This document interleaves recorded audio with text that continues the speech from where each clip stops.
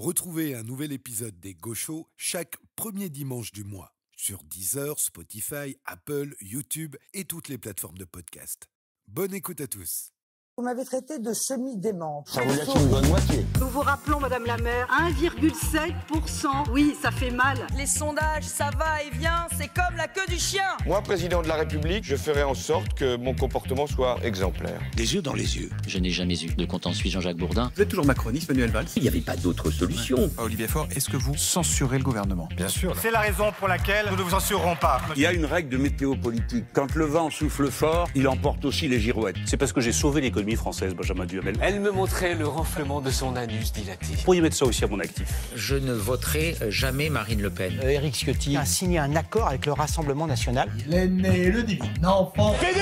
S'il retourne en Afrique, ça me rajeunit. C'est alors que j'ai des amis arabes et dont ma meilleure amie qui est tchadienne. Quelle indignité. Essayez de dire qu'Éric Zemmour est raciste. Éric Zemmour est raciste. Benjamin Duhamel. J'aime le couscous. J'adore le couscous. On n'en attendait pas moins. Viens là, Robert. Reviens là.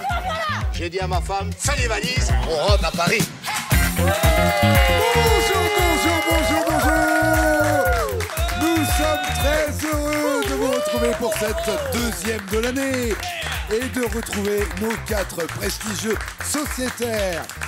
Ils sont gauchos, engagés ou simples citoyens et vous feront partager leur culture et leur humour pendant plus d'1 heure. C'est notre nouvelle chroniqueuse, mais elle reste avant tout la championne des gauchos, c'est Madame Cathy. Bonjour. Si vous avez écouté l'émission du mois dernier, vous devez savoir pourquoi il est notre nouveau représentant des boîtes du Perroir. C'est Monsieur Banquier. Salut. Alors là, un peu de sérieux. C'est la caution médicale de l'émission. C'est notre futur pharmacien de gauche qui conseille toujours de manger équilibré et de voter intelligemment. C'est Monsieur Maël. Bonjour. Et elle est de retour. Au grand malheur de notre professeur, Monsieur Maxime, qui n'est pas là. C'est la cancre de l'émission, mais également cancre de cœur. C'est Madame Alexandre.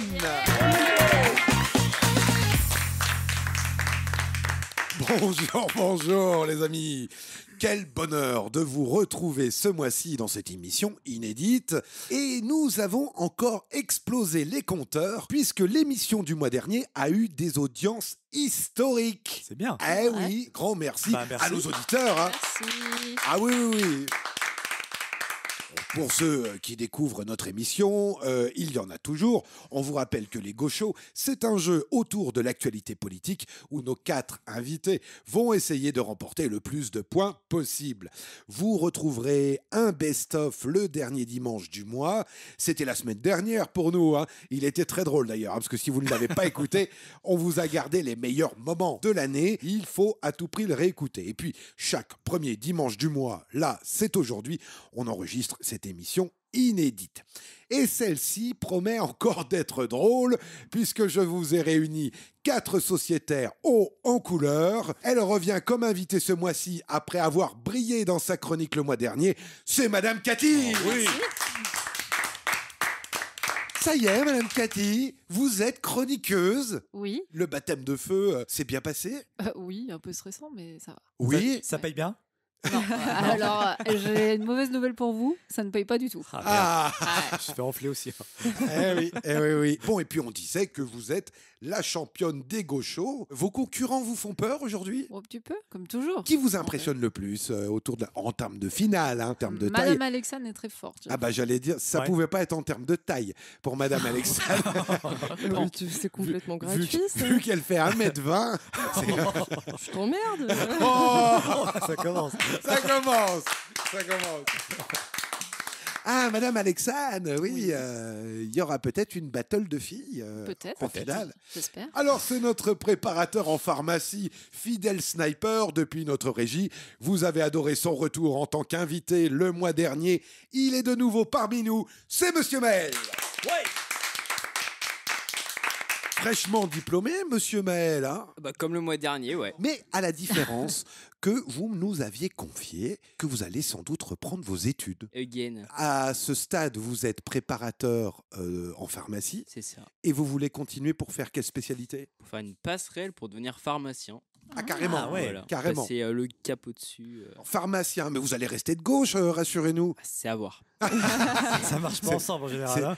C'est souvent comme ça, les gens. Hein. Ils commencent en étant de gauche, et sitôt qu'ils palpent un peu d'oseille, ça y est. C'est terminé. Non, on oublie bien d'où on vient. Ah bah, j'espère bien. Surtout que les pharmaciens, écoutez, étaient en grève ce mois-ci. Ils sont pas contents. C'est vrai. C'est pas tous les jours. Quelles étaient vos revendications d'ailleurs? Ah bah, Madame Alexandre, elle se barre carrément. Ah bah, ça y est.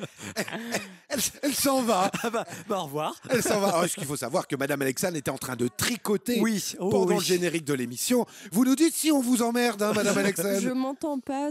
Je vous entends pas. On vous entend trop. Alors, attendez. J'ai pas envie d'applaudir. Est-ce qu'on peut faire une petite parenthèse dans la parenthèse? Oui, dites-nous. Je m'en prends plein la gueule, là. L'émission n'a pas encore démarré. Elle a démarré. C'est vrai. Je tiens à dire que j'aurais pas dû être là aujourd'hui. C'est vrai. J'ai assuré un remplacement de dernière minute pour vous sauver les fesses. Oui. Alors, si c'est comme ça qu'on me traite, je m'en vais tout de suite. C'est vrai. Il faut noter que Madame Alexandre remplace aujourd'hui notre cher Monsieur William, qui était censé faire sa grande rentrée avec nous. Et puis, malheureusement, il a eu quelques complications personnelles. Il est décédé, même. Il est... le pauvre. Mais non, je suis sûr qu'il va nous réécouter. Je sais pas s'il faut dire ça. On l'embrasse très fort, Monsieur William, qu'on va retrouver tout prochainement. J'ai pas fini mon explication. C'est un fiasco. Revenons au Doliprane. On n'a pas terminé sur les deux. Ah bah oui, c'est vrai. Excusez-moi. Il était en train de faire un reverse dans la tête. Non, alors du coup, j'expliquais la remise des médicaments. Oui. Qui s'en fout? Vous avez pas de faire Non, le coup à parce chaque que fois. est-ce que ça n'a pas un impact aussi sur les clients? Laissez-le terminer. Bah oui. Donc on ne s'en fout pas. Et vous, Madame Cathy, vous pensez que vous allez gagner cette émission ou pas? Non, mais du coup, la remise sur les médicaments, là, pourquoi les pharmaciens, ils sont pas contents? Oui. C'est qu'en gros, au tout début, je crois, ils avaient 80% de réduction. Je vous parle d'un temps où j'étais pas né, je crois. D'accord. Ok. Ils sont passés à 40%. Moi, depuis que je bosse, c'est 40%. Sur les médicaments génériques. Sur les médicaments génériques. Voilà. Et là, ils ont enlevé 10%. Et ils veulent re-enlever 10%, je crois, pour 2026 ou 2027, je sais plus. Donc évidemment, 20%, quoi. Les pharmaciens vont faire beaucoup moins de marge. Et les petites pharmacies vont fermer, oui. Voilà, c'est ça le problème. C'est ce que soulevait justement cette manifestation. Les grosses pharmacies, elles, ne vont pas trop galérer parce qu'elles peuvent négocier plus facilement les marges. Par contre, les petites, c'est la Macronie. Ça va leur coûter plus cher. Alors, on en parlait énormément. On la vanne depuis le début d'émission. C'est Madame Alexandre. Ouais. Madame Alexandre, notre dame de cœur. Bonjour. Bon, le bonjour était glacial. Là, c'était une dame de pique. Ça piquait. C'était dame de pique. Et oui, comment allez-vous, Madame Alexandre? Ça va pas trop mal. J'avais prévu de faire autre chose aujourd'hui, mais vous voyez, je suis là. Eh oui, mais on vous manquait quand même. Eh ben merci, ça fait plaisir. Non, mais bon, quitte à être là, on va. Moi, ça fait mal d'entendre ça. On va faire ce qu'on peut. Oui, moi j'ai mal pour mon petit cœur. Hein. Je vous cache pas que. Vous en avez un? Vous avez un cœur? Oui, j'en ai un. Sous le fumier. On va commencer l'émission. Je crois que j'ai présenté tout le monde. Oui, c'est bon, allons-y. Mais non. Il a fait rire nos auditeurs avec ses anecdotes le mois dernier et on ne pouvait pas commencer cette émission sans notre Pierre Richard, surnommé banquier pour sa sournoiserie, mais en réalité électricien qui sait éclairer mon cœur. Monsieur Banquier. C'est beau. Merci. Eh oui, Monsieur Banquier, qu'on va retrouver pour une nouvelle chronique là aujourd'hui. Oui, c'est ça, c'est tout nouveau, c'est comme dirait Cyril Hanouna, c'est tout beau, tout neuf. Super la référence. Je la voyais venir. Eh oui, ça va être vraiment dans quelques minutes, hein, dans une quinzaine, vingtaine de minutes, les amis, la nouvelle chronique de Monsieur Banquier. Oui. Il va falloir écouter ça. Eh ben, avant de parler de la partie 2 de l'émission, ça sera en début de partie 2, on va peut-être déjà commencer cette première partie. Et ça commence avec la manche 1, les citations de l'actu. Les citations de l'actu qui a fait yay autour de la... c'est Madame Cathy. Vous ne pouvez pas vous y mettre, Madame Cathy. Bah non, il manque quelque chose. Enfin, quand il y a Julien, on les entend tout le temps crier. Et c'est vrai que c'est vrai. Monsieur Julien nous manque. En fait. C'est vrai, Monsieur Julien nous manque. Il ne le saura jamais parce qu'il n'écoute jamais les émissions quand il est pas là. Il les écoute que quand il est dedans. Quand il est dedans. Voilà. Mais Monsieur Julien sera là le mois prochain. Eh oui. Alors, je vous disais, Manchune, les citations de l'actu, c'est 3 questions qui ont fait la grande actualité du mois dernier. Et le premier qui trouve la bonne réponse remporte 5 points. points. Non. Monsieur Maël, 1 point. 5, ce serait mieux. Alors, cette première question, et on va commencer avec une info incontournable, le départ de François Bayrou. Non, il est parti. Alors, un départ orchestré par lui-même. Hein. Oui. Pour mieux réfléchir à 2027, nous dit-on, en coulisses. Bon, je pense que côté électeur, ça va vite être réfléchi, cette affaire. Il faut arrêter de s'accrocher comme ça. Ah oui.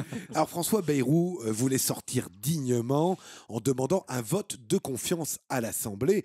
Mais entre nous, s'il avait vraiment voulu partir avec dignité, il aurait dû le faire dès l'affaire Bétarame. Oui. Quand même. Ouais. C'est vrai. Parce que là, c'est lui qui l'orchestre de manière politico-politicienne. Plus admirable, en fait. Oui, c'est Sébastien Lecornu, fidèle macroniste, ancien ministre des Armées, qui va reprendre le flambeau. Et il explique qu'avec lui, tout va changer. Alors, bon, comment dire bon, on n'y croit pas une seconde, hein, quand même, cette affaire. Mais pour marquer le coup, il propose d'emblée 2 suppressions. Et je vous demande lesquelles. Le 8 mai et le lundi de Pâques. Alors, suppression des jours fériés. Et la suppression des avantages pour les anciens ministres. Et la suppression des avantages pour les anciens ministres. Et on a une réponse chacun pour compter les points. Comment on fait ? Écoutez, c'est la gauche, on a du cœur. On va donner 1 point à Madame Cathy et 1 point à Monsieur Maël. Monsieur Banquier aussi. Non. Si. La suppression des privilèges des ministres, vous le disiez, concrètement, cela veut dire pas supprimer, mais ça veut dire réduire le temps des privilèges. Oui. Les privilèges, ils les auront moins longtemps. Les plus à vie, en fait. Voilà. On parle des chauffeurs, des voitures de fonction, des secrétaires, même les protections policières des anciens ministres, rabotées.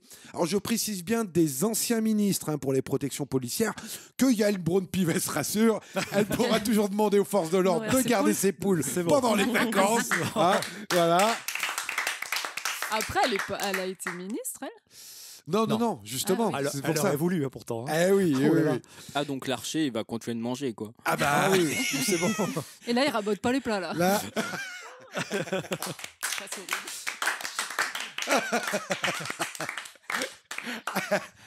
Et puis, il y a les fameux jours fériés qu'il abandonne. On la connaît, la technique. Hein.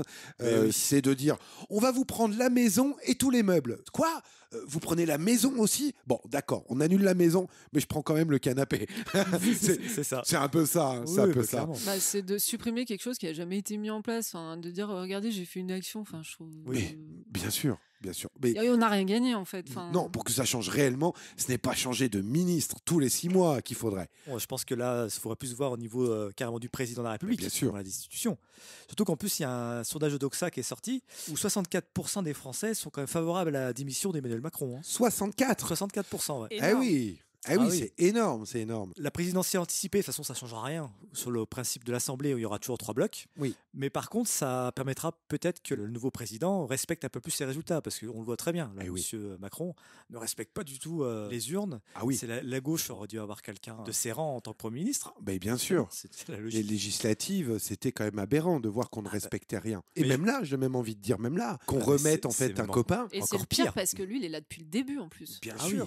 C'est un le macroniste pire qu'il ait pu choisir. Ouais. Il y avait aussi Contre-Attaque qui avait fait un article. Il y avait le président Macron qui avait confirmé qu'il avait tenté de faire échouer le Front républicain en demandant dans l'entre-deux tours des élections législatives aux candidats du bloc central qui étaient engagés dans des triangulaires contre le RN et le NFP de se maintenir pour faire gagner l'extrême droite. Très bon site, Contre-Attaque. Des amis qu'on peut applaudir qui font un boulot remarquable, un média indépendant, comme l'œil gauche aussi qu'on applaudit.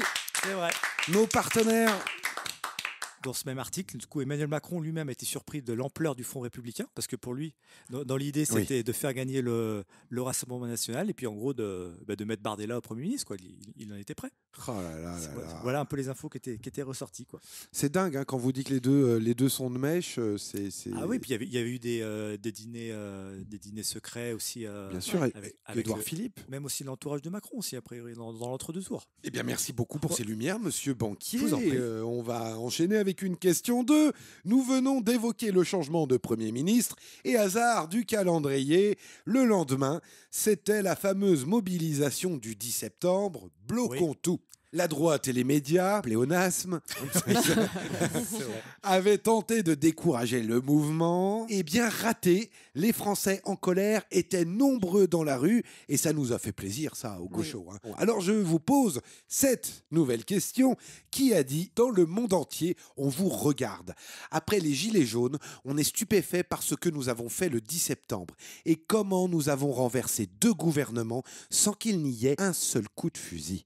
C'est une femme? Non, c'est un homme, c'est un politique. Député?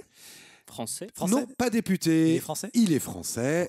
Pas député. Ancien député? Ancien député. Jean-Luc Mélenchon? C'est Jean-Luc Mélenchon. C'était évident. Eh oui. C'était sous nos yeux. C'était sous les yeux. Je vous la répète, hein, la citation, dans le monde entier, on vous regarde. C'est vrai.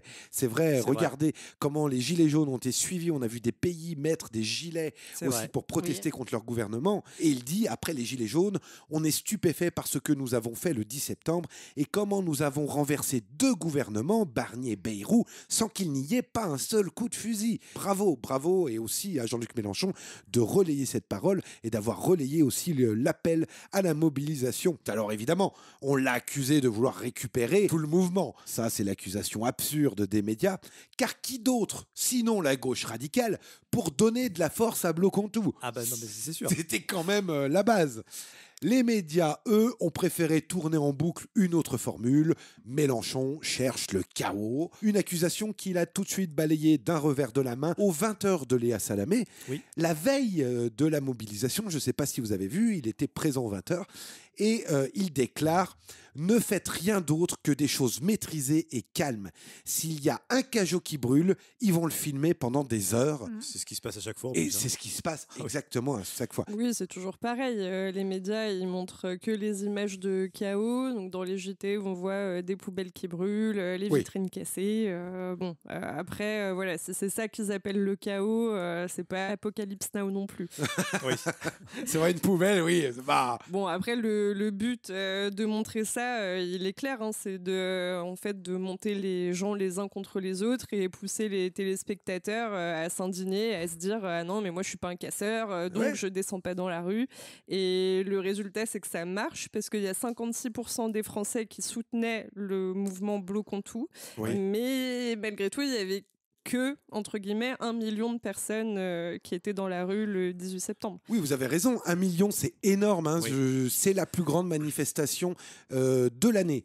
1 million, voilà, à l'appel de la CGT des syndicats. Mais c'est vrai que par rapport à l'ensemble des Français... Ça fait pas 56% en tout cas. Après, faut dire qu'on était un jour de semaine, donc c'est compliqué, c'est pour les gens de poser un jour, c'est pas évident. C'est vrai aussi. Le discours, clairement, c'est de faire penser qu'aller en manifestation, il n'y a que 2 possibilités, c'est soit on est un casseur, soit on va se faire tabasser.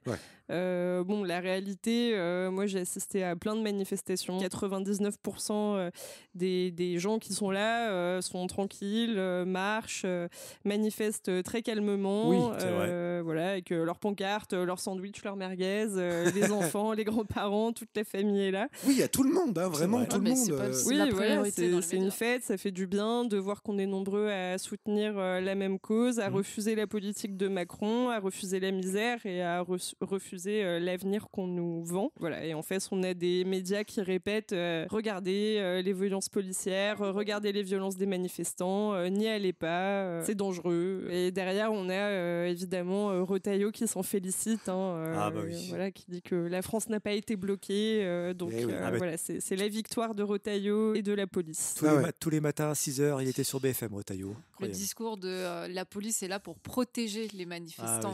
Qui se rassure, hein, les manifestants n'ont pas peur des Français. Ils Ouais. n'ont pas besoin d'être protégés de qui que ce soit, les manifestants. Il n'y a sûr. personne qui vient vous agresser. Les seuls agresseurs, c'est les policiers qui viennent vous prendre en tenaille, qui viennent... On a vu des images aberrantes hein, sur les réseaux. Des gens qui juste circulaient à vélo, étaient sur une piste cyclable en train de faire du vélo, quoi, n'étaient pas là pour manifester ou quoi, et qui au passage se prennent du petit gaz lacrymogène c'est dingue. En dans pleine la tronche. tête, Ouais, alors parce qu'ils n'ont que rien fait. On a vu, enfin normalement les bombes lacrymo là, ils doivent les lancer au sol, ils n'ont pas le droit de les lancer en l'air. Et on a vu plein de vidéos où on voit les trucs arriver sur les sacs des gens. Mais oui. Enfin, Et jusqu'à cette image, d'ailleurs, de la tonnelle d'un restaurant qui brûle, qu'on a tous vu dans les JT le soir, et qu'on a laissé croire, hein, Gilles Boulot, Salamé, on laissait croire que c'était un feu lancé par les manifestants. Faux, c'était carrément les grenades de lacrymo lancées par les flics qui ont créé ce feu. Alors vous voyez... Et c'est le plus gros incendie qu'il y a eu, je crois, pendant la... c'est le plus gros. C'est le plus gros, c'était eux. Pour protéger les Français. C'est pour protéger les Français. Allez, question internationale maintenant, puisque on va parler du génocide à Gaza. Je vais vous demander, on est dans les citations de l'actu, donc ça va aller vite. Que vient de faire Emmanuel Macron? Il a reconnu la Palestine. Un point pour tout le monde. On est de gauche. Voilà. Merci. La reconnaissance de la Palestine comme État. Ça sera peut-être la seule chose de bien qu'il ait faite en 7 ans. Hein. Il fallait le faire. Tous les dirigeants ne l'ont pas fait, donc on peut pas lui enlever ça. Alors, hypocrite, diront certains, car la presse a révélé depuis plusieurs mois que la France continuait d'armer indirectement Israël, tout en faisant des jolis discours à la télé. Mais bon, il faut avouer tout de même que c'est le positionnement, comme vous disiez, Monsieur Banquier, que tous les Français attendaient depuis longtemps. Il y a quand même 150 pays qui reconnaissent déjà la Palestine comme un État. Alors voilà, la France est souvent à la bourre, hein, quand même. Alors en Europe, pour le coup, on n'est pas les premiers, mais on est quand même parmi les premiers, parce qu'en Europe, c'est très faible le nombre de pays qui reconnaissent l'État de Palestine. Quand même plusieurs pays, il y a le Royaume-Uni, l'Espagne. L'Espagne d'ailleurs qui a envoyé des navires de l'armée, je crois, pour protéger les flottilles. Pour protéger les députés, dont les députés français qui repartent en ce moment au camp de la France insoumise. C'est vrai. Et oui, les flottilles continuent, hein. Bravo. Du coup, je sais pas si vous avez vu l'humiliation un peu quand même de Netanyahou à son discours. Il y a beaucoup de dirigeants qui ont quitté la salle pendant son discours, ce qui est normal. Critiquer tous les pays qui ont connu l'État de Palestine, donc la France, le Royaume-Uni, le Canada, l'Australie, j'en passe, en disant que ça légitimait la violence envers Israël. Toujours les mêmes arguments. Si vous êtes contre moi, donc vous êtes antisémite. Non, on n'a pas le droit d'être contre un con d'extrême droite, génocidaire. Non, on est forcément antisémite. Ce matin, il a installé des camions avec des haut-parleurs vers la bande de Gaza qui diffusaient son discours justement à l'ONU. Oui. Et il a fait des camions publicitaires dans New York en mettant, rappelez-vous du 7 octobre, il y a un QR code avec des vidéos qui te renvoient sur des vidéos du massacre. C'est la propagande, hein, c'est ce qu'on dénonce depuis des mois et des mois. On n'instrumentalise pas la mort des gens pour ses petits intérêts gouvernementaux. Ça me paraît quand même d'un minimum de décence et de dignité. Les otages, mais là, j'ai l'impression qu'il met plus en danger la vie des otages en faisant des trucs comme ça, plutôt que de dire on arrête. Les attaques menées par Israël versus effectivement l'attaque du 7 octobre qu'il ne faut pas minimiser, mais bon, les moyens sont quand même complètement disproportionnés. On n'est pas sur le même type de guerre. Là. Si vous allez à un enterrement d'un enfant mort à Gaza, si vous y allez tous les jours, vous en avez pour 51 ans d'enterrement. Chaque jour. Ah ouais. Oh là là. On en reparlera, évidemment, on en reparle quasiment tous les mois. Hein. On va tenter un petit peu de ramener une touche de légèreté. Et pour ça, rien que mieux qu'une nouvelle manche, c'est les vrais ou fake news. Les vrais ou fake news, nos invités vont devoir prendre leur petite ardoise, puisqu'ils vont inscrire si l'info que je leur donne est une vraie info ou si c'est une fake news. Et qui dit manche 2 dit 2 points. 2 points. Je pensais que c'était 6 points. Bonne réponse. Attention, question 1. Après avoir bénéficié de 500 000 € d'aide publique pour acheter des machines, Michelin va finalement envoyer ses machines françaises à l'étranger. Est-ce que c'est une vraie info? Est-ce que c'est une fake news? Tu peux répéter? Après avoir bénéficié de 500 000 € d'aide publique pour acheter des machines, Michelin va finalement envoyer ses machines françaises à l'étranger. Est-ce que c'est une vraie info? Est-ce que c'est une fake news? Alors, monsieur Banquier, vous avez mis... Vrai. Vrai, madame Cathy? Vrai. Monsieur Maël? Vrai. Et madame Alexandre? Vrai. Eh bien, écoutez, c'était faux. C'était pas 500 millions, c'était le prix. Bon chiffre. C'était pas le bon chiffre, j'ai hésité. Ce n'était pas le bon chiffre. Vous êtes taquin un peu. Hein. Eh oui. Et non, c'était pas 500 000 € de machines, mais plus de 4 millions d'euros. De machines. Ah oui. Si vous avez loupé l'info, on va vous la rappeler. Ça va être assez impressionnant. Madame Cathy, justement. Michelin, ils ont reçu en 2024 plus de 140 millions d'euros d'aide publique. 140 millions. Et en parallèle, ils ont fait quand même 1,9 milliard d'euros de bénéfices mondial en 2024. Ouais. Oh là là. Et malgré ça, ils ont annoncé la fermeture de 2 usines en France. Donc, il y avait Vannes et Cholet. Et ça a supprimé plus de 1200 emplois. Ils ont reçu donc du coup des aides du CICE notamment sur le site de la Roche-sur-Yon pour changer des machines, pour moderniser un peu le parc. Oui, sur les pleurer au gouvernement. En fait, ce qui s'est passé, c'est que les machines, elles n'ont jamais été utilisées là-bas parce qu'ils les ont toutes envoyées à l'étranger, ils ont fermé le site. Oh là là. C'était le dernier site qui produisait des pneus pour les poids lourds, je crois, justement. Ouais. Et donc, apparemment, ils ont installé une machine et toutes les autres, ils ne les ont jamais installées. Et elles sont parties à l'étranger, en Pologne, Espagne, je crois. Une aberration. Et ça, on le rappelle, ces aides-là, ces millions d'euros, ces 140 millions que vous disiez pour l'année dernière et puis 4 millions pour ces machines, ça vient du CICE. L'idée de génie de François Hollande. Hein. Oui, mais du coup, ce truc-là, ils n'exigent pas derrière... rien. Que ça reste en France ou que les emplois soient sauvegardés. Oui, donc on vous donne, mais derrière... Oui, c'est ça le problème surtout. Autant qu'il y ait des aides pour renouveler le parc, si ça visait à conserver l'emploi en France, bon, bien que Michelin, je suis pas sûre qu'ils aient besoin d'aide, mais ça c'est un autre débat. Mais oui, c'est ça le problème, c'est qu'il n'y a aucun contrôle. Ou alors derrière, il faudrait exiger justement que si on vous aide, il faut garder l'emploi ou vous restez en France, et si ils délocalisent ou qu'ils tu rembourses. Tu rembourses. Tu rembourses. Il me semble qu'en ce moment, on nous dit qu'on n'a pas les moyens et on donne de l'argent en fait à des gens, à des escrocs. Qui volent de l'argent. Vous l'avez le montant au total des aides publiques qui sont données? Alors, sur Contre-Attaque, il parlait de 270 milliards d'aides publiques aux entreprises. Après, Bayrou, il a dit non, c'est à moitié.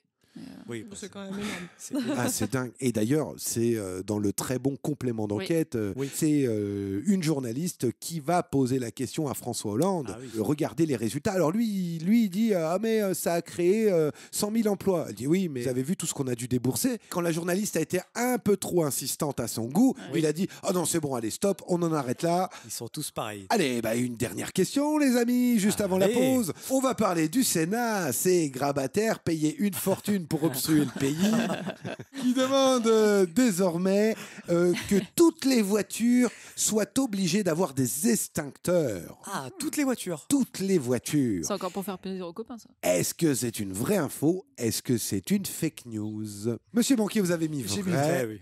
Madame Cathy? Vrai. Vrai, monsieur Maël? Vrai. Et Madame Alexandre? J'ai mis vrai. Vrai, bien c'est 4 vrais. Eh oui. Je mets un point du coup. Alors, sur le papier, pourquoi pas hein. En réalité, éviter les risques d'incendie avant l'arrivée des pompiers, on ne peut pas vraiment s'y opposer. Mais rappelons quand même quelques chiffres. 1 million de Français roulent sans contrôle technique. 700 000 Français roulent sans assurance. Et tout ça, c'est pas par plaisir. Mais c'est clairement par manque d'argent. Et oui, donc des gens qui n'ont même pas les moyens de se protéger eux-mêmes avec une assurance ou un contrôle technique, parce qu'il faut bien se dire quand même que si vous arrive un pépin, sans contrôle technique ou sans assurance, là, vous êtes tout seul dans la merde. Donc c'est très dangereux de ne pas l'avoir. Et vous allez dire à ces gens-là qu'ils vont devoir payer entre 40 et 200 € pour avoir obligatoirement un extincteur dans la voiture. Non, à un moment donné... ça fait un peu pensé à l'époque aussi où il y avait ils obligeaient les gilets jaunes, les triangles aussi. Et les éthylotests aussi. Oui, les éthylotests. Et les éthylotests aussi. Et oui. Alors, quand Gérard Larcher, président du Sénat, hurle « La France doit faire des économies, on doit faire des économies », mais qu'il impose en fait aux Français d'en débourser encore plus. 200 € pour un extincteur, c'est également énorme quand on ne peut pas remplir son frigo. Tout le monde ne peut pas, comme toi, GG, avoir de nombreux cuisiniers gratuits et s'acheter un fauteuil à 40 000 balles. Hein. C'est vrai. On le rappelle. C'est bien de le rappeler.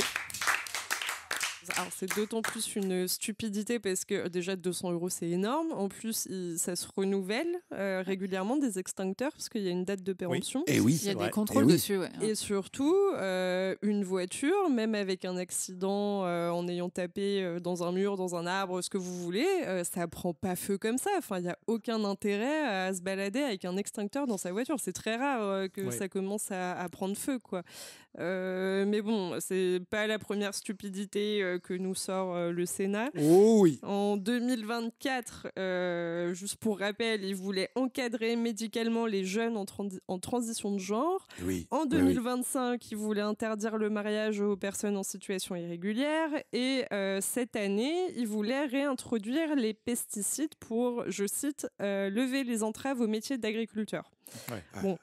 Et puis vous avez également la fraude sur les dividendes. On a quand même un ministre de l'économie qui va en finir avec la fraude sur les dividendes, mais le Sénat qui se positionne contre. Donc la loi a été rejetée. Ça a représenté 2 milliards d'économies au passage. 2 milliards pour la fraude sur les dividendes. 2 milliards qu'on aurait pu avoir dans les caisses. Voilà. Ça, c'est dingue quand Donc même. du coup, on nous demande de payer des extincteurs. Mais ça se demandait en fait si c'est pas pour aider le copain qui a la boîte d'extincteurs d'à côté. Un peu comme les éthylotests. C'est ça. Hein. C'est vrai. Donc on se demande s'il n'y a pas anguille sur roche. Eh bien, on vous dira ça. En tout cas, on garde un œil sur cette affaire. Eh bien, écoutez les amis, ça va être le moment de faire une courte pause. Et on va revenir pour la dernière partie de l'émission. Ça va recommencer très fort avec la chronique de Monsieur Banquier. C'est là, dans quelques secondes. À tout de suite.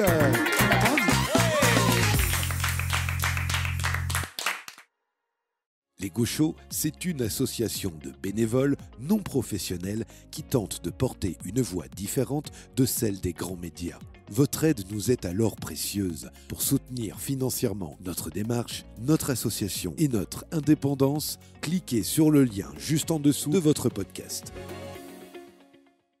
Merci de nous retrouver dans cette partie de Des Gauchos avec aujourd'hui Monsieur Banquier, Madame Cathy, Monsieur Maël et Madame Alexandre.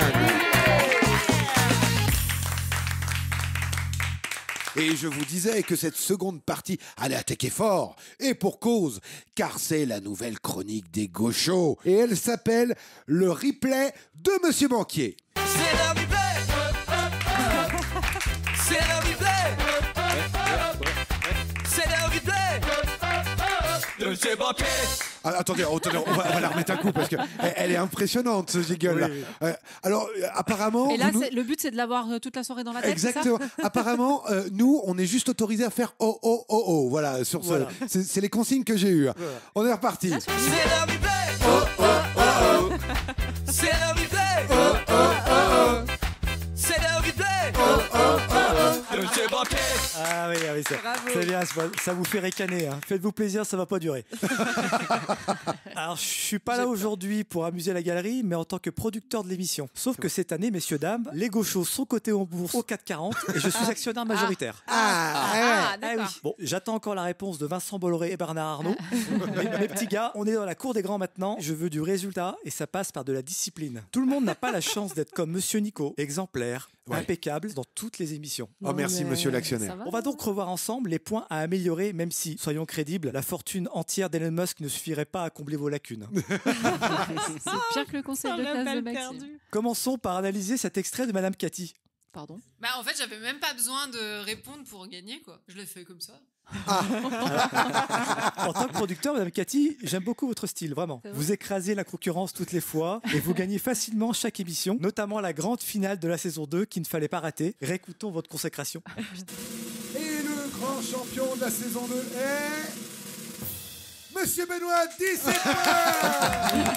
J'ai changé de prénom. Bon, c'est dommage. Il y en avait une à pas louper et vous l'avez loupé. C'est quand même con. C'est ça. Rigolez. Allez écouter une chronique de Sophie Aram et vous rigolerez moins. Alors, Monsieur Maxime, à présent, qui est plus connu pour son humour que pour ses victoires dans l'émission, nous partage quelquefois ses meilleures blagues en off. Écoutons celle-ci du mois dernier. C'est un petit ours polaire, il est sur la banquise et il va voir son papa et il lui fait Papa, c'est vrai qu'on est des ours polaires? Alors il fait bien sûr qu'on est des ours polaires, mon petit. Après il va voir sa maman. C'est vrai qu'on est des ours polaires? Il fait bien sûr qu'on est des ours polaires. Regarde, on vit sur la banquise, on est des ours polaires. Après il va voir sa grand-mère. Mamie, c'est vrai qu'on est des ours polaires? Bah bien sûr qu'on est des ours polaires. Oui, parce que j'ai quand même très très très froid. C'est vrai. C'est mignon. La blague est mignonne et on se dit qu'on peut facilement passer à un autre sujet. Eh bien non, pas chez nous. Chez les gauchos, tout peut devenir un sujet de débat. Je trouve qu'il y a une différence entre le physique d'un ours brun et d'un ours polaire. Les ours polaires, ils ont le museau un peu plus allongé quand même. C'est raciste ce que tu dis. Les ours bruns, ils ont une tête toute ronde. C'est raciste. Et après, pour voir l'ours polaire, tu le tonds et normalement, il a la peau noire dessous. Les ours polaires, ils sont noirs dessous. Mais d'où tu tonds un ours polaire, toi? Pas pour voir s'il est albinos ou si c'est un ours polaire. Madame Cathy, l'amie des bêtes. Ne lui amenez pas votre animal de compagnie. La première chose qu'elle fera, c'est le tondre pour voir si c'est un vrai. C'est sorti de son contexte. Mais ce n'est pas fini. Monsieur Maël avait également son avis. Je suis plus ours brun. Il faudra choisir parce qu'à un moment donné, il y aura la fonte des glaces et on ne pourra pas accueillir tout le monde en fait. On remarquera que Monsieur Maël a toute sa place comme chroniqueur chez Pascal Pro. J'aime bien aussi votre style. Hein. Non mais quand même, 30 minutes de débat pour savoir si on était plutôt de l'équipe ours brun ou ours polaire. Le pays va mal, revoyez vos priorités, bordel. Non mais je commence vraiment à me demander si j'ai pas fait une connerie d'hypothéquer ma maison pour produire cette émission. L'élevage d'ours est peut-être plus rentable. Bon, on se revoit dans 2 mois pour un nouveau point. D'ici là, je ne vous demande pas d'être meilleur, mais au moins de ne pas être pire. Merci, Monsieur Banquier. C'est l'invité. Monsieur Banquier. Oh là là là là là là. Quelle chronique d'anthologie, Monsieur Banquier, pour inaugurer cette saison 2. Ah, tout est scruté maintenant. Déjà, j'ai vu la tête déconfite de nos sociétaires qui se sont dit merde, j'aurais dû la fermer le mois dernier. Avant, ils ne le savaient pas, mais maintenant, Oui, ils le on sauront. savait pas que les micros enregistraient en fait pendant les pauses et tout ça. Bah là, le début d'émission, il y a de la matière, je pense. Je pense que dans 2 mois, ça va être encore phénoménal. Il y a de la matière dans 2 mois, je pense, oui. Je pense surtout qu'on va plus parler, en fait. Par contre, ce qui est drôle, c'est que comme les autres sociétaires qui viennent au fil de l'année ont tendance à ne pas forcément réécouter l'émission. Je pense notamment à Julien. Surtout Julien. Oui. Ils vont tous se faire avoir. Et ça va être très drôle. Ça va être très drôle. Vrai. Je compte là-dessus un peu. Ah ouais, merci beaucoup. Franchement, Monsieur Banquier, ça nous a rouvert l'appétit pour cette partie 2. Nous allons rappeler les scores avant la pause, puisque nos invités, eux, n'ont pas démérité. Alors, en dernière position, nous avons Monsieur Banquier. On peut pas être bon de partout, hein. Avec un point. Ça, faudra le dire aux actionnaires aussi.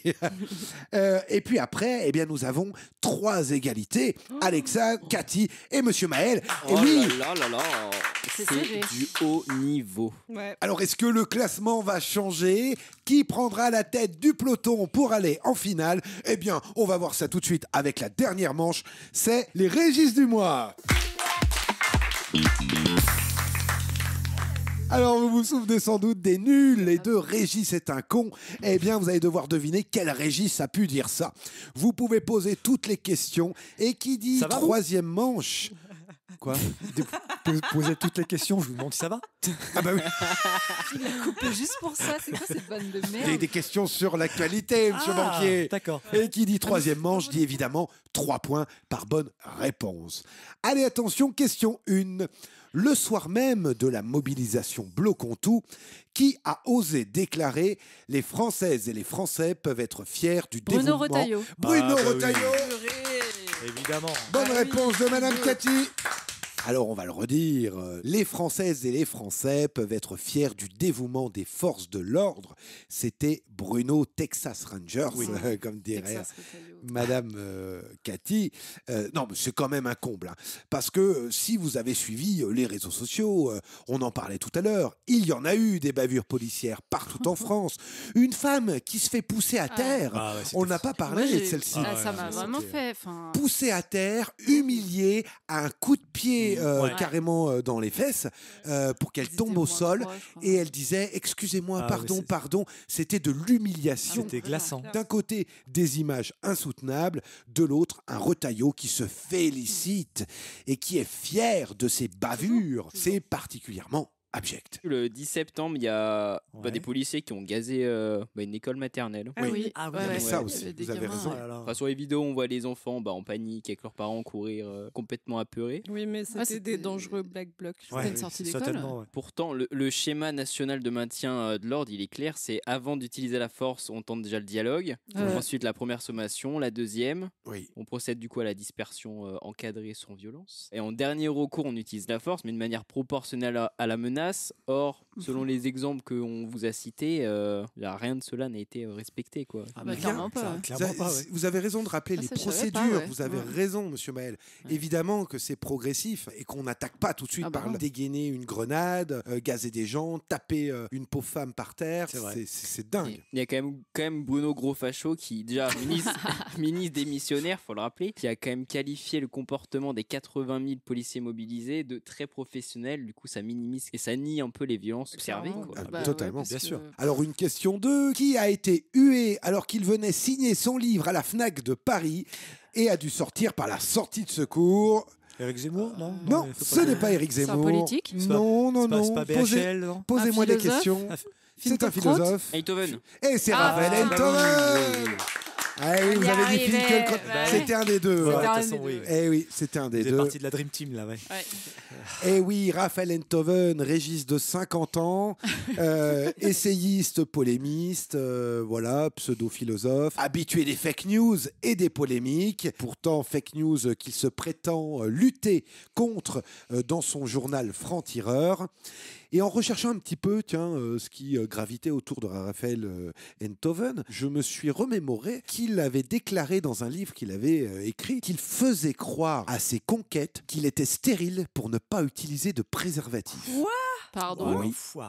Putain, c'est vraiment une merde finie, lui. Et dedans, il décrit pendant des dizaines de lignes, il décrit notamment l'avortement de son ex-femme et s'est couché sur le papier. Impressionnant. Alors là, évidemment, Raphaël Enthoven, avec tous les propos polémiques qu'il y a pu avoir récemment, là, c'est de nombreux militants qui se sont rejoints ce jour-là pour crier leur colère suite à ces propos. On vous le rappelle, il n'y a aucun journaliste à Gaza, uniquement des tueurs, des combattants ou des preneurs d'otages avec une carte de presse. C'est ce qu'a déclaré récemment Raphaël Enthoven. On en avait parlé le mois dernier, mais quand on sait combien il est dur de faire le métier de reporter de guerre, déjà, de génocide, c'est encore une autre histoire, et qu'il y a également je ne sais combien de journalistes qui ont été tués par Israël. Là-bas. C'est sûr. Donc c'est quand même une réflexion de petits bourgeois macronistes comme Enthoven qui vient cracher sur leur tombe de journalistes. Là, bravo à ceux qui se sont réunis devant la Fnac, puisque Raphaël Enthoven a dû partir par la sortie de secours. Enthoven d'ailleurs qui a été également déprogrammé du festival littéraire Livre dans la boucle. Oui. Bien fait pour lui, c'est bien fait pour lui. Mais c'est quand même dingue franchement de voir autant de célébrités défendre l'indéfendable, défendre Netanyahou, défendre le gouvernement génocidaire d'Israël. Ah bah non mais c'est sûr. A contrario, on peut citer aussi des célébrités françaises qui ont signé des tribunes pro-Gaza. Adèle Hanel, notamment qui fait partie de la nouvelle flottille humanitaire. Exactement. Qu'on signe aussi pour un cessez-le-feu. Donc il y a eu Leia Bekti, la chanteuse Angèle, Juliette Binoche, Éric Cantona, Corinne Massiero, Blanche Gardin, Camilla Jordana, Yvan Le Bolloc, le réalisateur Xavier Dolan aussi. Et américaine également, puisqu'on en parle aussi en ce moment. Hollywood se déchire entre les pros et les antis. Bravo à ceux comme Javier Bardem qui ont aussi donné de la voix à la souffrance palestinienne en ce moment. C'est vrai. Question 3, petite question très simple. Attention, ça va aller très rapide. 3 points qui vont être facilement gagnables. table. D'après les bruits de couloir, quel ancien ministre? Bayrou. Eh oui, oui. François Bayrou. Au hasard. On en a parlé tout à l'heure. Eh oui. Taquet, monsieur Maël. François Bayrou. Alors, l'homme dont la cote de popularité est descendue à 18%. C'est encore beaucoup, 18%. Eh oui, Ouais. mais ça fait quand même 82% des Français qui ne l'aiment pas et qui ne voteront jamais pour lui. Donc, s'ils pensent à 2027... Ils feront peut-être une liste commune avec François Hollande, non, des fois. Peut-être, Je propose une idée comme ça. Mais... non, mais ils sont quand même nombreux, franchement, ces premiers ministres à penser au présidentiel et à se croire tout de suite présidentiable. Bayrou s'est quand même présenté 3 fois, 2002, 2007 et 2012. Il n'a jamais été élu. Après, on a aussi Gabriel Attal en ce moment qui, qui est bien parti dans la course. Vous avez entendu d'ailleurs la nouvelle chanson de... Ah oui. C'est oh lélé, oh là là. Le nouveau président, c'est Gabriel Attal. Oui, il y a un truc comme ça, je crois. Édouard Philippe, officiellement candidat, qui va annoncer son programme en mai. Dominique de Villepin, qui a créé son parti. Oui, on attend Raffarin. On a Darmanin, qui, il a jamais fermé la porte à l'idée. Et puis après, moi, ce qu'on attend tous, c'est Manuel Valls, parce qu'il va se retrouver sans travail. À un moment donné, il faut le voir réapparaître quelque part. Oh bah ça, il n'est jamais bien loin. Ouais, il va ressortir du fait. Évidemment. D'ailleurs, il paraîtrait que depuis que Emmanuel Macron a dit que la Palestine était un État, il se proposerait pour être le prochain président. C'est vrai. L'heure est grave puisque c'est la dernière question avant la finale. Et cette dernière question, elle s'appelle la question qui tue.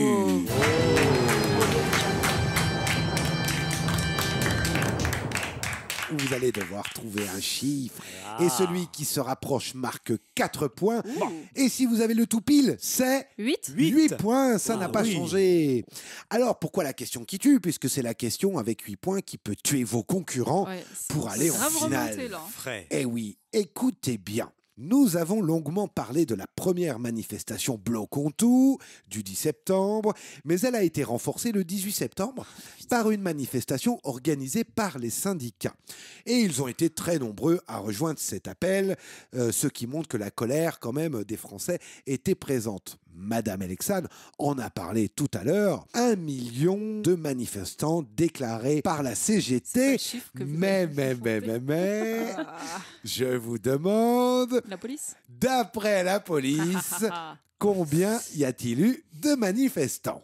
Eh bien, nous allons commencer par Mme Alexandre. Vous avez mis combien ? 400 000. 400 000. Monsieur Maël ? 250 000. 250 000 de manifestants selon la police. Madame Cathy ? Alors moi, j'ai vraiment nul, j'ai mis 80 000. 80 000 ? Ça peut être ça. 300 000 pour moi. 300 000 pour Monsieur Banquier. Eh bien, une personne se détache et se rapproche. C'est Madame Alexandre. 500 000 manifestants. Je me suis tâtée à faire bêtement divisé par 2. Mais... Eh oui, divisé par 2. C'était juste la moitié, d'accord. Eh bien, les amis, nous sommes aux portes de la finale. Eh oui, et seuls les 2 meilleurs autour de la table vont s'affronter.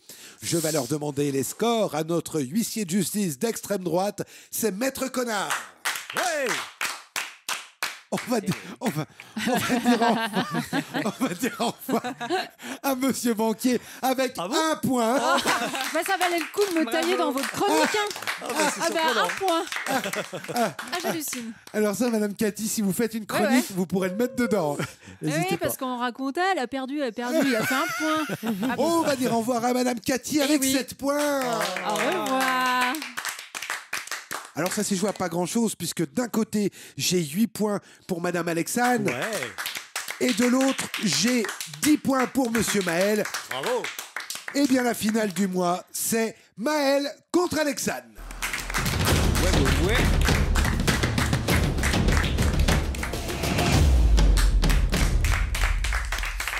La finale des gauchos, c'est maintenant. Dans cette finale, vous allez passer chacun votre tour pour répondre à des questions de rapidité. 1 minute 15 au chronomètre. Et 1 minute 15, c'est très long. Rapide. C'est trop rapide. Eh oui. Vous pouvez passer toutes les questions et on y reviendra si on a encore le temps. Ou l'envie. Aussi, c'est vrai. 5 points par bonne réponse, autant dire que tout peut basculer maintenant. Alors, comme on dit souvent à gauche, on commence par les plus démunis. Aujourd'hui, c'est Madame Alexandre qui avait 8 points. Est-ce que vous vous sentez prête, Madame Alexa? I'm ready. Qui vient d'être condamné 2 fois pour appel à la haine? Je sais, passe. Question 2. Quel parc d'attractions espagnol est sous le feu de l'inspection du travail? Portaventura? Non. Non, comment ça c'est? Je sais pas, passe. Question 3. Quel média le milliardaire Rodolphe Saadé a racheté officiellement? Brut. Oui. Question 4. Parlement européen. Qui a préféré aller sur RTL plutôt que de voter en faveur de Gaza? Bardella? Non. Je sais pas. Question 5. Comment s'appelle le dangereux extrémiste tué aux USA? Chris... Je sais plus. Question 6. Pourquoi le PDG de Nestlé a été viré cet été? Parce qu'il couchait avec la RH. Oui. Question 7. Quels sont les 2 journalistes pris en flag avec des dirigeants du PS? Les 2 journalistes. Putain, comment il s'appelle? Le mec qui est sur... C'est à vous, là? Il me faut les noms. Putain, je sais plus, passe. Question 8. Qui a sorti récemment son livre intitulé « T'es une merde, frère » signé Hanouna? Hanouna? Eh non. Je sais pas. Question 1. Qui vient d'être condamné 2 fois pour appel à la violence, à la haine? Putain, je sais pas. Zemmour? Oui, Zemmour. Question 2. Quel parc d'attractions espagnol? Ouh là là là là. C'était dur. Ça n'a pas été facile, Madame Alexane. Alors, on va revenir un petit peu sur les réponses. Qui vient d'être condamné 2 fois pour appel à la haine? Et oui, c'est Éric Zemmour. Alors, la première affaire, c'est celle de la Convention de la droite en 2019. Oui. Ça date. Il comparait les immigrés à des colonisateurs et il décrivait le voile et la djellaba comme les uniformes d'une armée d'occupation. Uniforme d'armée d'occupation. Il vient donc d'être condamné en ce moment pour provocation à la haine, 15 000 € d'amende. Autant dire, ça va pas l'arrêter beaucoup. Non. Mais 15 jours avant, c'est l'affaire Absatoussi. Vous savez, cette chroniqueuse de C8 où son prénom était soi-disant une insulte à la France, qu'elle devait s'appeler Corinne. Exactement. Bon, c'était une vieille affaire qui datait de 2018. Mais qui vient de prendre fin ce 2 septembre pour injure à caractère raciste. Et tenez-vous bien, 4 000 € d'amende.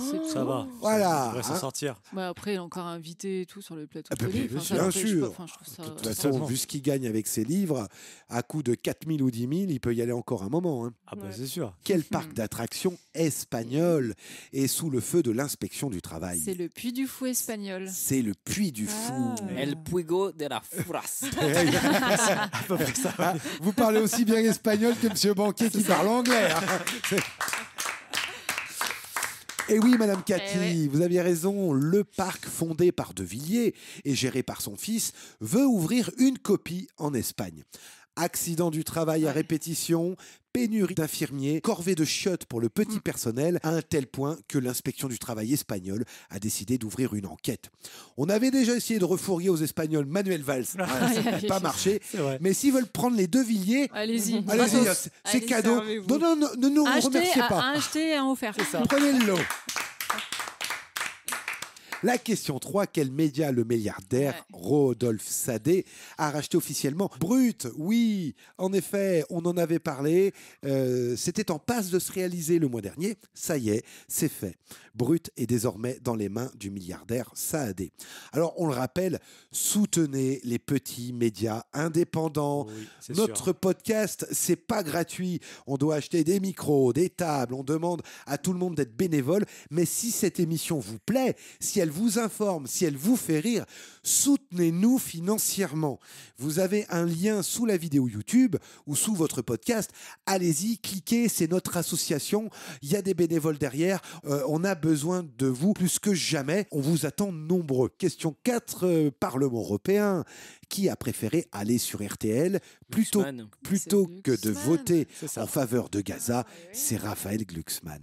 Et oui, il a eu du mal, Glucksmann, à condamner Israël. Ensuite, il a eu beaucoup de mal à dire qu'il y avait un génocide à Gaza. Ça, c'est compliqué. Alors forcément, quand le Parlement européen se met à voter en faveur de Gaza, eh bien lui, il a piscine, évidemment. Alors la piscine, elle s'appelle RTL, qui savait très bien, RTL, ce qui se jouait au Parlement européen. Mais on n'en parle pas, on va faire l'interview comme ça, on va plutôt demander à Glucksmann pourquoi il déteste Mélenchon. Ça c'est du journalisme. C'est plus intéressant. Voilà, merci RTL. Question 5. Comment s'appelle le dangereux extrémiste tué aux États-Unis? On a parlé de Charlie Kirk. Ils avaient même fait des affiches « Je suis Charlie ». Ils ont repris les affiches. Eh oui, voilà un homme détestable, mythomane, anti-homo, anti-LGBT, anti-vax, anti-écolo, anti-climat, malheureusement érigé en martyr de la nation par Donald Trump. On n'en attendait pas moins. Je n'applaudis pas non plus cette violence, ni la personne qui l'a tué, parce qu'elle est soupçonnée aussi d'être d'extrême droite et tout autant taré que Charlie Kirk. Mais bon, comme on dit en mathématiques, moins plus moins égale plus. Allez, j'allais dire c'est une balle perdue, mais on va me dire que j'en fais un peu trop. Ça suffit. C'était un plaisir d'avoir fait cette dernière émission tous ensemble. C'était la dernière. Merci beaucoup. La question 6. Pourquoi le PDG de Nestlé a été viré cet été?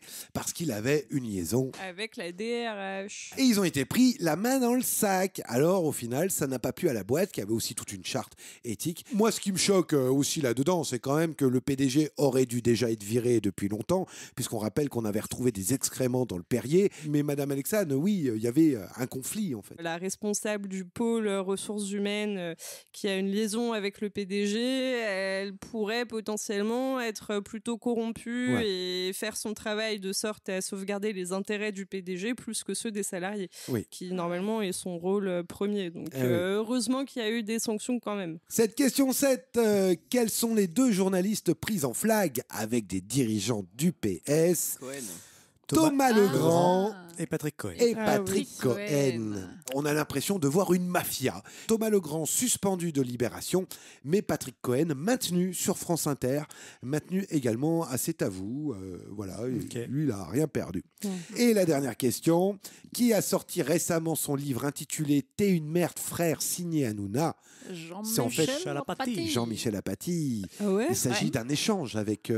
c'est pas Hanouna qui va s'insulter « T'es qu'une merde », signé Hanouna. J'en ai fait des échanges SMS avec Jean-Michel Apathy. Il a repris une phrase qu'il lui avait dit par SMS. Je crois qu'en fait, il lui a demandé une demande d'entretien à Hanouna et Hanouna lui a répondu ça. Jean-Michel Apathy qui se farcit Hanouna sur 300 pages et il revient aussi sur toutes les polémiques. Apathy, qui disait la semaine dernière qu'il était contre la taxe Zuckman. Ça y tient. Merci Jean-Michel Apathy. Eh bien écoutez, ça est déjà le moment de la deuxième finale, c'est Monsieur Maël. Est-ce que vous vous sentez prêt, Monsieur Maël? Oui. Question 1. Si le RN avait été choisi comme Premier ministre, quelle aurait été leur première loi? Passe. Question 2. L'Irlande et les Pays-Bas vont boycotter Israël à l'Eurovision 2026, mais quel autre pays a déclaré rejoindre le mouvement? L'Espagne. L'Espagne, oui. Question 3. À Lyon, qui a préféré soutenir les forces de l'ordre et leurs dérives plutôt Jean-Michel Aulas. Question 4. Qui va sans doute racheter le journal Le Parisien? Passe. Question 5. Quel extrémiste d'extrême droite a enfin été reconnu coupable d'antisémitisme ce 11 septembre? Zemmour. Non. Passe. Question 6. Quel décret inhumain et souhaité par le RN a été finalement retiré? Passe. Question 7. Quel ancien président du Brésil vient de prendre 27 ans de prison? Bolsonaro, je sais pas quoi là. Bolsonaro. Question 8. Qui a fait la une de Paris Match torse nu en montrant ses tatouages? Un néo-nazi? Non. Question 1. Si le RN avait été choisi comme Premier ministre, quelle aurait été leur première loi? Fermer les frontières, un truc de raciste quoi. Question 4. Qui va sans doute racheter le journal Le Parisien? Xavier Niel, non? Non. Ah putain. Quel extrémiste d'extrême droite a enfin été reconnu coupable d'antisémitisme? J'ai essayé d'aller vite. Putain, je suis sûr que je l'ai, celle du Parisien. On va revenir ensemble sur ces réponses. Si le RN avait été choisi comme Premier ministre, quelle aurait été leur première loi? C'était amnistier Marine Le Pen. Ah oui, il y avait un truc avec son éligibilité. Eh oui, c'est ce que confirment des hauts cadres du RN, qu'ils attendaient justement cette nomination pour pouvoir présenter une amnistie de Marine Le Pen, confirmée par le journal Le Monde. Donc voilà, un RN qui pense au peuple. Ils veulent 4 millions d'euros et la première loi qu'ils pensent, c'est libérer les voleurs. Ils pensent à eux avant de penser aux autres. Bah oui, c'est anti-système. Non, c'est anti-prison. Voilà, c'est pas pareil. La classe prison du Monopoly. Question de l'Irlande et les Pays-Bas vont boycotter Israël à la prochaine Eurovision. Et vous avez raison, quel autre pays a décidé de rejoindre le boycott? C'est l'Espagne. L'Espagne ne participera pas à l'Eurovision si Israël continue à prendre part au festival de musique alors que le massacre à Gaza persiste, c'est ce qu'ils ont déclaré. On le fait pour la Russie. Oui, c'est ce que j'allais dire. Mais on le fait pas pour Israël. Bah oui. Non mais c'est fort quand même. C'est comme geler l'argent des milliardaires russes. Imaginez qu'on gèle l'argent des milliardaires israéliens. Oui. Non mais... non mais deux poids deux mesures. Question 3. À Lyon, qui a préféré soutenir les forces de l'ordre et leurs dérives plutôt que les manifestants du 10 septembre? C'était Jean-Michel Aulas. Il me déçoit. Futur maire de Lyon. D'ailleurs, qui a scellé un accord avec Laurent Wauquiez, président de la région. Forcément. Oui. Et puis là, vous avez la presse locale Actu Lyon. Alors eux, c'est drôle. Allez-y. C'est-à-dire qu'ils nous refourguent tous les jours dans tous les articles du Jean-Michel Aulas président, limite, voilà, maître du monde. Alors ils y vont. Je pense que le chèque doit être gros. Parce que si Aulas demain, là, ça va rincer. Question 4. Qui va sans doute racheter le journal Le Parisien? C'est un mec de gauche? Bolloré. C'est Bolloré. Et il rachète oui. tout, t'aurais dû te sentir. Et oui. Quand on vous le dit, les milliardaires rachètent tous les médias, alors soutenez les médias indépendants comme le nôtre, faites un don, vous avez le lien sous la vidéo, je le répète une deuxième fois, voilà, parce que sinon on va être racheté par Bolloré peut-être. Peut-être, oui, mais ça va sans doute s'appeler les gauchias.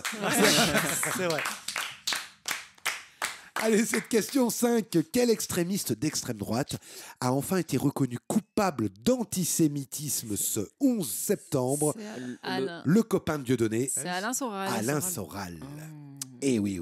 Il est encore en vie, lui. Question 6. Quel décret inhumain et souhaité par le RN va être finalement retiré? Durcir l'AME. Ah oui. Eh oui. C'était là-dessus encore. Alors, c'est ce que nous rappelle BFM, les 2 décrets sur la réforme de l'aide médicale d'État, AME, n'existent plus. Sous la pression de certains membres du Conseil de la Caisse nationale de l'assurance maladie, la CNAM, le texte a été retiré. Il prévoyait de restreindre les conditions d'accès de ce dispositif destiné aux personnes étrangères, sans titre de séjour. Et ça, ça a été retoqué.